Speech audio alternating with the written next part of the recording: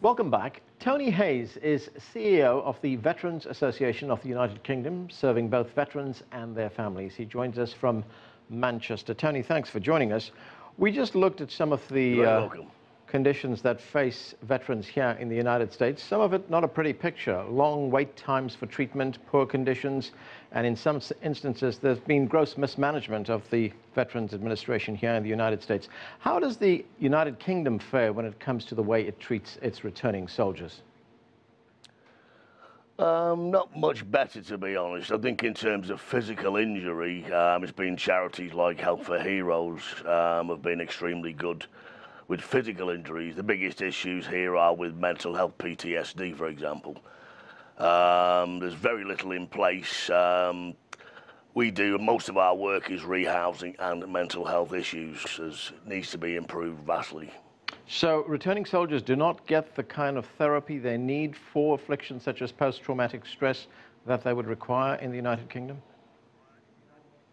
There is some there, but nowhere near enough. It's been pretty much buried under the sand for many years. It's in recent years through organisations like ourselves and a few others and a few individuals who brought it to the fore. It's becoming more widespreadly known to the general public in the UK, and I think it's sort of forcing the government in a way to basically get off its backside and do something about it, because it needs to be done. Now, one of the other problems you have in the United Kingdom is that there are a large number of fighters, soldiers, who return to the United Kingdom and fall into the criminal justice system. There's something like 3.5% of your prison population right now that comprise of returning soldiers, of veterans. How has this happened? How have they fallen through the cracks here? I think part of the problem, again, is because of the PTSD issues. There's a lot of guys, especially the younger chaps who come back from Afghanistan, Iraq and places like that. They don't get any help, or they're not aware that they've got an issue. And it's very easy. I suffer with PTSD myself. It can take many years to fully manifest itself, and in a lot of cases, I didn't know what PTSD was till 3 years ago. But the guys, what's happening again through the judiciary, there's such been little knowledge regarding PTSD issues. It's only just starting to come to the fore again within the judiciary system in the UK. There are guys, roughly actually about 7% of guys that are in prison are actually veterans. They do vary. Most of them are sort of generally in 6-month jail terms, usually for acts of GBH, sort of violent acts. These can usually be sorted fairly quickly if they get the treatment straight away. It can usually help them.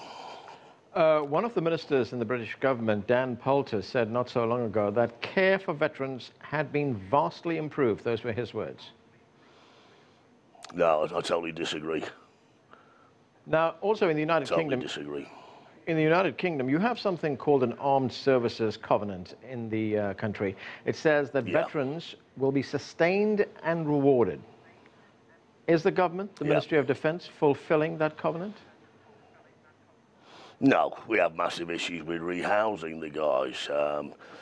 Very often it's been the way it's been worded within the law, it's political speak. We had a meeting in June with the then Housing Minister, Chris Hopkins, in London. And when we got the law changed in 2012, it came in effect from the 30th of November in 2012.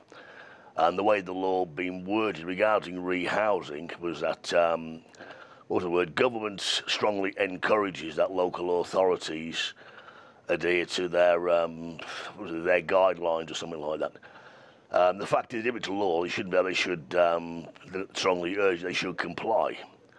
And very often councils and local authorities are not compliant. There are guys who've come back injured in a hell of a state, and we can't get them rehoused. It's an absolute disgrace. We did tell that to the Housing Minister too, who, by the way, was a former soldier himself. And he asked me the question, well, why should veterans get better treatment than anybody else? Well, I won't repeat what I nearly said to him, but like I said, the whole thing is wrong. They are supposed to be given that preferential treatment. Likewise with mental health and any other illnesses they incur through the service. Now, when it comes to access to treatment, here in the United States, of course, the Veterans Administration runs a huge network of hospitals, clinics, and therapy centers. It's one of the biggest healthcare agencies in the country. What kind of access do British soldiers have? In terms of military issues, not a great deal, because most of the local, what we call the IAPS teams, which means improving access to psychological therapies. The civilian teams, no fault of theirs, aren't particularly savvy with military issues in multiple trauma, heightened vigilance over sustained periods of time, etc. In the northwest of England, we're fairly lucky. We've got one called the MVS, the Military Veteran Services IAPS team. But we work, one of our partners who we've got a partnership agreement with now is a company called PTSD Resolution. These are roughly over 200 clinicians who are all either psychotherapists, psychologists or psychiatrists. We get a referral now, I can contact them, and within 2 days these guys are now being treated. In the past there's been the IAPS teams, there's also been combat stress, who've been around for about 90 odd years.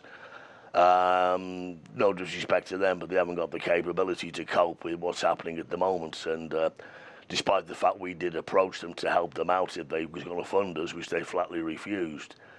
I find it very hard to understand. I mean, this year alone I've rehoused 43 veterans, and I've got 59 veterans into mental health treatment on no funding whatsoever. So if we can do it, why can't these big organisations? That's my question. Tony Hayes, thank you for joining us, sir. You're very welcome, sir.